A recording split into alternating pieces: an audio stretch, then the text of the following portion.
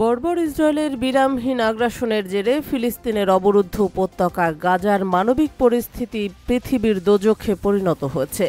আন্তর্জাতিক সাহায্যকারী সংস্থা রেড ক্রস প্রেসিডেন্ট মির্জানা স্পোলজারিক শুক্রবার বার্তা সংস্থা রয়টার্সকে বলেন, আমরা এখন নিজেদের এমন পরিস্থিতিতে দেখছি যেটিকে আমাকে বলতে হবে পৃথিবীর দোজখ।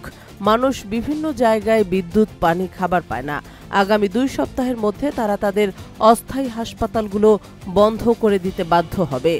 প্রায় 1.5 মাস আগে গাজায় পূর্ণ অবরোধ আরোপ করে দখলদার ইসরায়েল। ওই সময় ফিলিস্তিনি সশস্ত্র গোষ্ঠী হামাস ও ইসরায়েলের মধ্যে জিম্মি বিনিময় শেষ হয়ে যায় এবং যুদ্ধবিরতি চুক্তিটিও নড়বড়ে হয়ে পড়ে। দখলদার ইসরায়েলের প্রধানমন্ত্রী বেনিয়ামিন নেতানিয়াহু ও যুক্তরাষ্ট্রের প্রেসিডেন্ট ডোনাল্ড ট্রাম্প একাধিকবার বলেছেন, গাজাবাসীকে তাদের নিজ ভূমি থেকে সরিয়ে অন্য দেশে নিয়ে যাবেন এবং গাজাকে একটি আধুনিক শহরে পরিণত করবেন।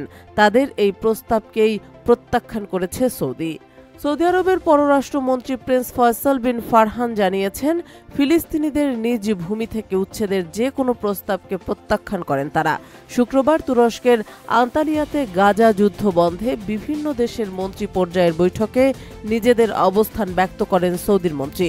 তিনি জানান, ফিলিস্তিনের গাজার মানুষকে বেঁচে থাকার ন্যূনতম প্রয়োজনীয় জিনিসপত্র থেকেও বঞ্চিত করা হচ্ছে। সৌদির পররাষ্ট্রমন্ত্রী বলেছেন, যুদ্ধবিরতি চুক্তির সঙ্গে গাজায় নিত্য প্রয়োজনীয় পণ্য প্রবেশকে কোনোভাবেই মেলানো যাবে না। গাজায় যেন কোনো বাধা ছাড়া খাদ্য ও অন্যান্য পণ্য প্রবেশ করে সেটি নিশ্চিত করতে আন্তর্জাতিক সম্প্রদায়কে এগিয়ে আসার আহ্বান জানিয়েছেন তিনি। দখলদার ইসরায়েলের সঙ্গে হামাসের যুদ্ধবিরতি করতে মধ্যস্থতা করছে কাতার, মিশর ও যুক্তরাষ্ট্র। প্রিন্স ফয়সাল বিন ফারহান জানিয়েছেন, এ নিয়ে এ দেশগুলোর উপর তাদের আস্থা আছে এবং তারা এতে সমর্থন জানান। সম্মেলনে অংশ নেওয়া দেশগুলোর মন্ত্রীরা একটি যৌথ বিবৃতি দেন। সেখানেও সবাই উল্লেখ করেন, গাজা, পূর্ব জেরুজালেম এবং পশ্চিম তীর থেকে কোনো ফিলিস্তিনকে জোরপূর্বক উচ্ছেদ করাকে প্রত্যাখ্যান করেন তারা। এছাড়া বর্তমান প্রেসিডেন্ট মাহমুদ আব্বাসের নেতৃত্বাধীন ফিলিস্তিনি অথরিটির সাথে এ 3টি অঞ্চলকে একীভূত হওয়ার আহ্বানও জানিয়েছেন তারা। পশ্চিম তীরে পিএ এর শাসন থাকলেও গাজা শাসন করে হামাস।